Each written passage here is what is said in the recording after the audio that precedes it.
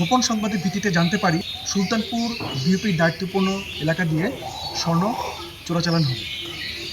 এই গোপন সংবাদের ভিত্তিতে 6 বিজিবির একটি বিশেষ টহল দল পূর্ব থেকেই 6 ঘরিয়া প্রাইমারি স্কুল বিদ্যালয় দর্শনার পাশে গোপনে অবস্থান গ্রহণ করে এবং সময় আনুমানিক 1600 ঘটিকার দিকে আফসার নামক ব্যক্তিকে একটি মোটরসাইকেল সহ আটক করতে সমর্থ হয়।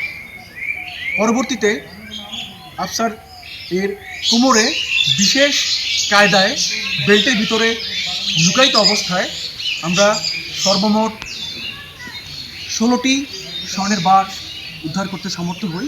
এছাড়াও তার নিকট থেকে 2টি মোবাইল এবং 150 টাকা ও একটি মোটরসাইকেল উদ্ধার করা হয়। আটককৃত স্বর্ণের আনুমানিক বাজার মূল্য 3,78,16,200 টাকা।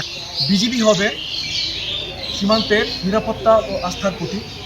এই মূল মন্ত্রকে সামনে রেখে 6 বিজিবি বর্ডার এরিয়ায় সকল ধরনের চোরাচালান প্রতিরোধে বদ্ধপরিকর।